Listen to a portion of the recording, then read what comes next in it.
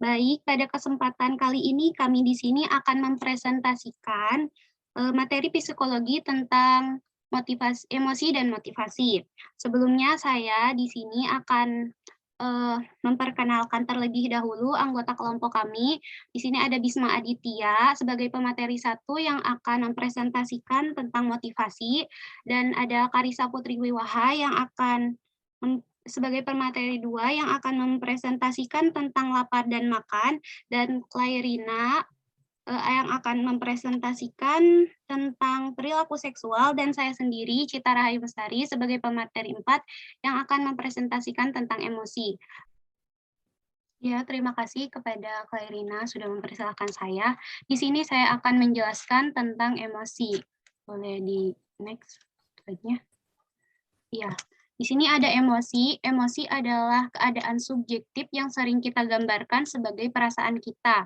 Kata-kata emosi yang disusun atau suasana hati kadang-kadang digunakan secara bergantian, tetapi para psikolog menggunakan kata-kata ini untuk merujuk pada dua hal yang berbeda. Biasanya kata emosi menunjukkan keadaan subjektif, efektif yang relatif intens, dan yang terjadi sebagai respon terhadap sesuatu yang kita alami. Emosi sering dianggap dialami secara sadar dan disengaja. Suasana hati di sisi lain mengacu pada keadaan efektif yang berkepanjangan, kurang intens, yang tidak terjadi sebagai respon terhadap sesuatu yang kita alami. Keadaan suasana hati mungkin tidak secara sadar dikenali dan tidak membawa intensionalitas yang terkait dengan emosi.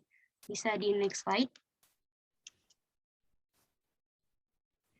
Sekarang teori emosi. Keadaan emosional kita adalah kombinasi dari rangsangan fisiologis, penilaian psikologis, dan subjektif pengalaman.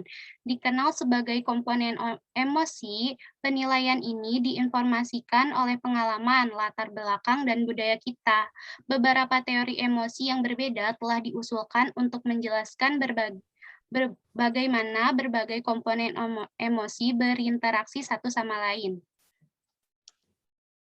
Boleh di next slide. Ya, di sini ada teori emosi James Lige menegaskan bahwa emosi muncul dari rangsangan psikologis. Ingat kembali pada yang telah terjadi, dipelajari tentang sistem saraf simpatik, ada respon melawan atau lari saat kita terancam. Jika Anda mengalami beberapa ancaman lingkungan, seperti ular berbisa di halaman belakang Anda, sistem saraf simpatik Anda akan memulai gairah fisiologis yang signifikan, yang akan membuat jantung Anda berdebar kencang dan meningkatkan laju pernapasan Anda. Menurut teori emosi James Lige, Anda hanya akan mengalami perasaan takut setelah gairah fisiologis ini terjadi. Selanjutnya, pola gairah yang berbeda akan dikaitkan dengan perasaan yang berbeda. Boleh di next. Di sini juga ada teori emosi Cannon-Brand.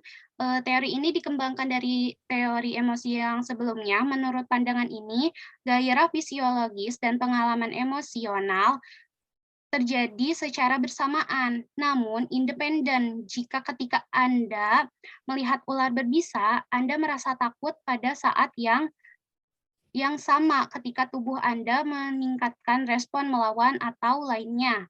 Reaksi emosional ini akan terpisah dan independen dari rangsangan psikologis meskipun terjadi bersamaan.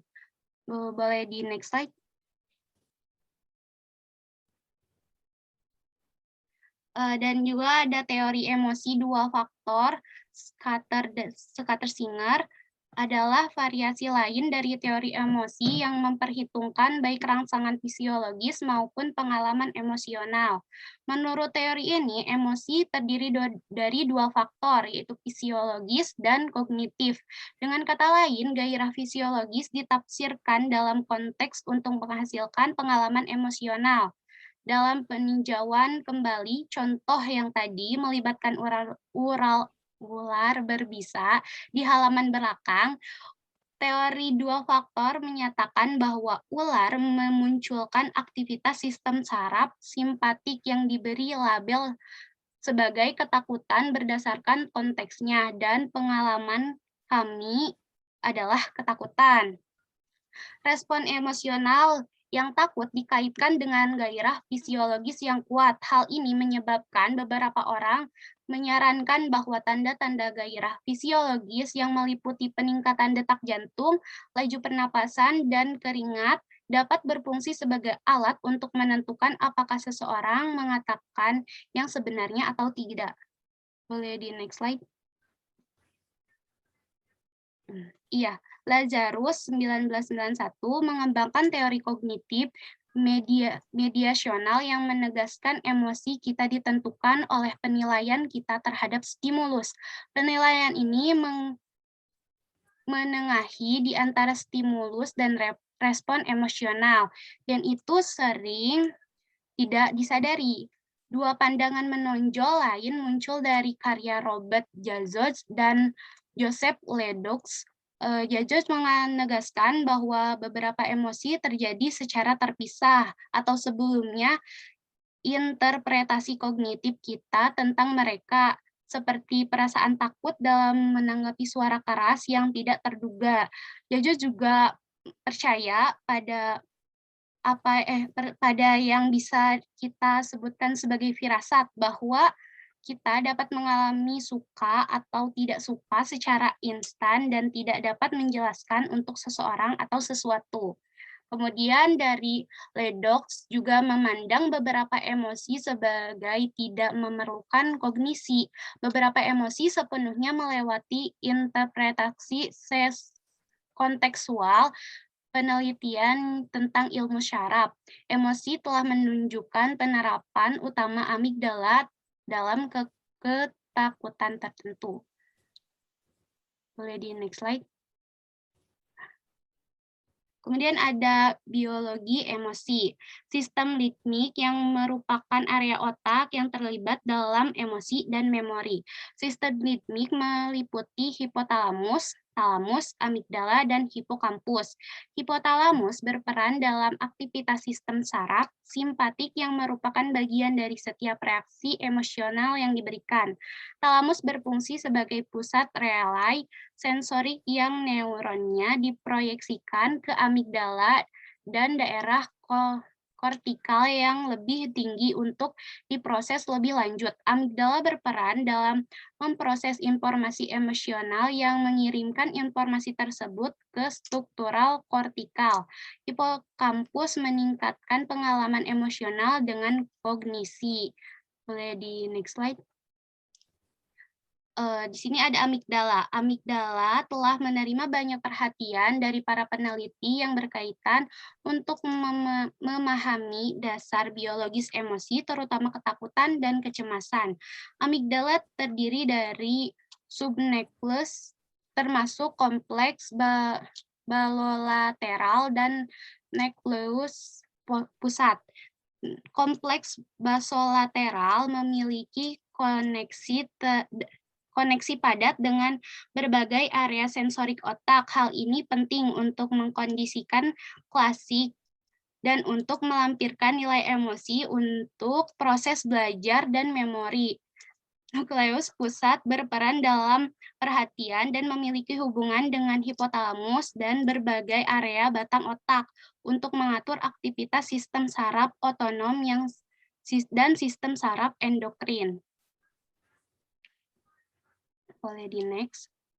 Ya, di sini ada penelitian tentang amigdala. Penelitian terhadap hewan menunjukkan bahwa peningkatan aktivitas amigdala pada anak tikus yang memiliki isyarat bau yang dipasangkan dengan sengatan listrik saat induknya tidak ada.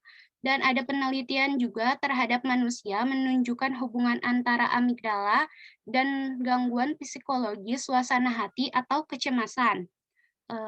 Mungkin boleh di next slide.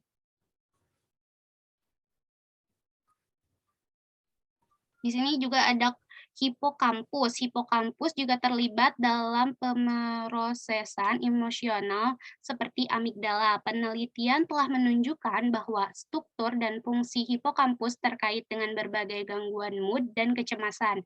Individu yang menderita gangguan stres pasca pasca trauma atau PTSD menunjukkan penurunan yang nyata dalam volume beberapa bagian hipokampus yang mungkin disebabkan oleh penurunan tingkat neurogenesis dan percabangan dendritik. Mungkin boleh di next slide.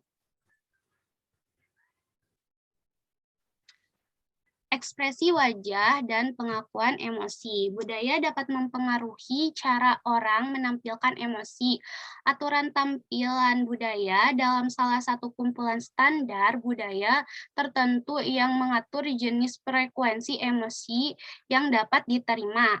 Sebagai contoh, penelitian telah menunjukkan bahwa individu di Amerika Serikat mengekspresikan emosi negatif seperti jatuh, marah, dan jijik baik sendirian maupun di hadapan orang lain. Sedangkan Jepang hanya melakukan saat sendirian saja. Individu dari budaya yang cenderung menekankan kohesi sosial lebih cenderung terlibat dalam penekanan reaksi emosional, sehingga mereka dapat mengevaluasi respon mana yang paling tepat dalam konteks tertentu. Boleh di next.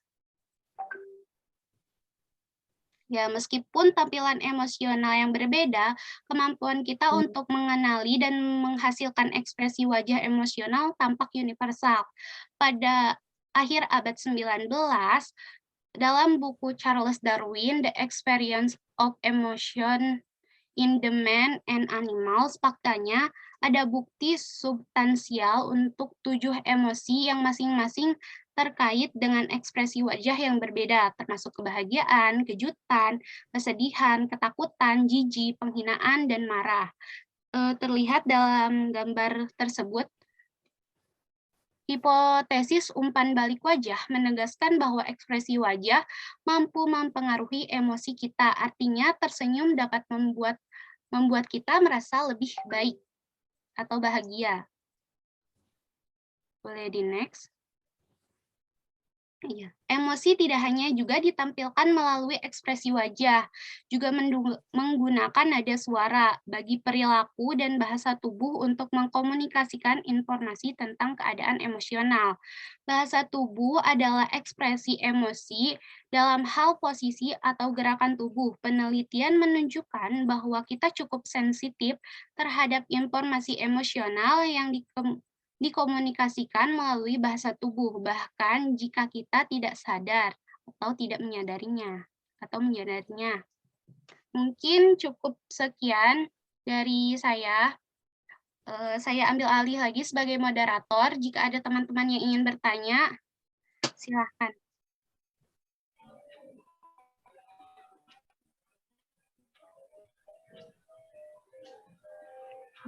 Aku mau nanya, ada suaranya nggak? Iya, ada kok. Iya. Assalamualaikum warahmatullahi wabarakatuh. Perkenalkan, nama saya Alia Indati Maulida dari kelompok 9. Mau bertanya, apa yang didapatkan dalam penelitian William Masters dan Virginia Johnson? Itu pertanyaannya. Ya, mungkin untuk pertanyaan ditampung terlebih dahulu ya, dan hanya memberikan batasan 5 pertanyaan saja. Ya, selanjutnya ada yang ingin bertanya lagi? Saya ingin bertanya. Oh iya, Mangga. Siapa tadi? Anissa? Ya. Ya, sebelumnya perkenalkan, nama saya Anissa Zahra dari kelompok 5. Tadi kan disebutkan kalau Kinsey itu mengkategorikan beberapa jenis orientasi seksual. Nah, bagaimana sih rangkaian yang digunakan untuk mengkategorikan orientasi seksual menurut penelitian Kinsey? Terima kasih. Ya, sama-sama. Jadi siapa lagi yang ingin bertanya? Cynthia ya? Ya.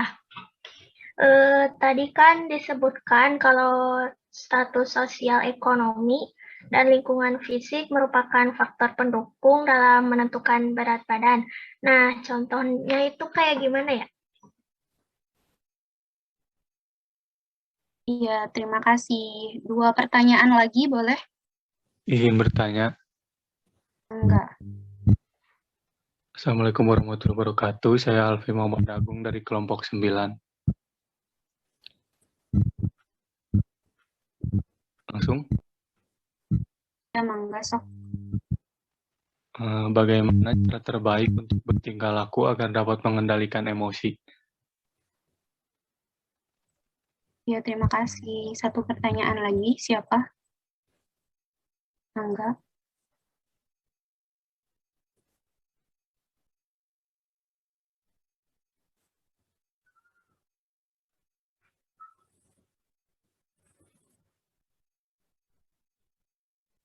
Belum ada ya, jadi boleh dijawab terlebih dahulu. Ada di kolom chat. Ya, Abi Satya. Izin bertanya, apa contoh dari transendi diri? Boleh yang ingin menjawab, silahkan.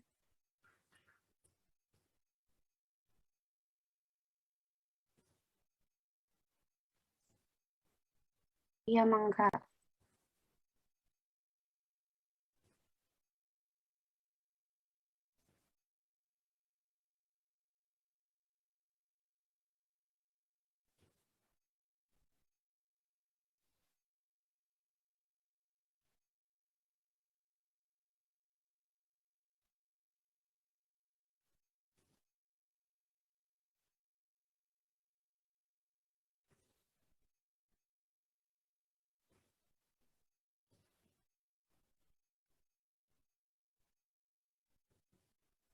Oke, makasih.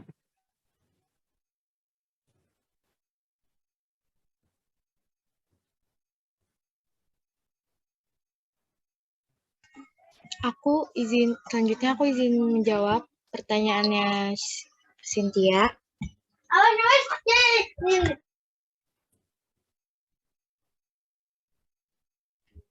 Tadi pertanyaannya, apa sih contoh dari faktor status sosial ekonomi dan lingkungan fisik yang merupakan faktor pendukung dalam menentukan berat badan? Jadi misalnya ada seseorang yang tinggal di lingkungan yang kayak serba kekurangan gitu. Jadi mungkin di lingkungannya ini jadi banyak kasus kejahatan gitu kan. Nah mungkin orang ini tuh nggak akan pernah ngerasa nyaman kalau buat sekedar jalan kaki atau bersepeda ke tempat kerja atau ke pasar lokal. Apalagi buat olahraga keluar gitu. Jadi tuh dia bawaannya takut gitu kalau keluar. Nah karena hal itulah dia jadi membatasi jumlah aktivitas fisik yang dia lakukan. Jadi tuh dia nggak ngelakuin aktivitas yang bikin bakar kalori dia sehingga yang ketumpuk tuh jadi maksudnya yang jadi hanya menghasilkan lemak doang gitu, dan akhirnya terjadinya peningkatan berat badan. Gitu aja. Gimana Cynthia, kejawab nggak? Oke, makasih. Terjawab.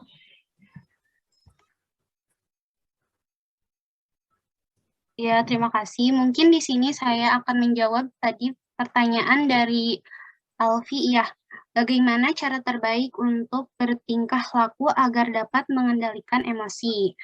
Mungkin pengendalian emosi dipengaruhi oleh kepribadian kita, kebiasaan dan ambisi seseorang, serta pula dipengaruhi oleh kemampuannya untuk meningkatkan aspek tersebut di berbagai kondisi kehidupan. Mengungkapkan emosi secara terbuka dan tenang, itu dapat menolong kita untuk merasa lebih baik. Selain itu, cara tersebut juga lebih sehat, jangan memutuskan perhatian pada perilaku orang tersebut untuk situasi yang membuat emosi ini hanya membuat Anda bertindak berlebihan dan merasa tidak nyaman. Mungkin itu ya dari penjelasan saya. Terima kasih. Cukup itu Alfian. Alfi. Cukup, terima kasih.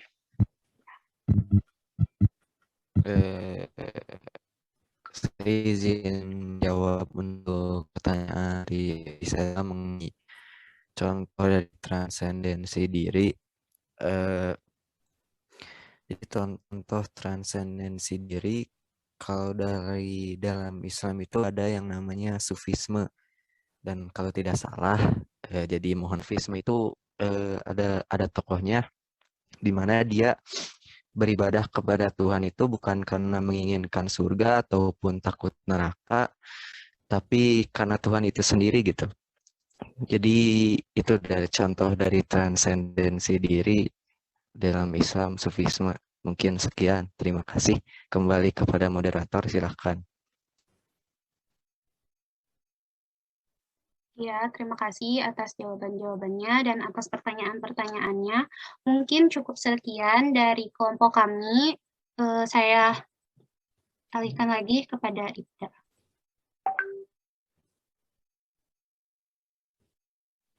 Ya. Masih ada yang belum jawab. Oh iya, mohon maaf. Ya, boleh Aku Mas izin Radi jawab. ngejawab ya. Aku izin ngejawab pertanyaannya Anissa. Jadi, Kinsey mengkategorikan orientasi seksual menjadi 3, yaitu sesama jenis atau homoseksual, lawan jenis heteroseksual, atau keduanya biseksual. Gimana, Ica? Oke, terima kasih jawabannya Karisa. Oke.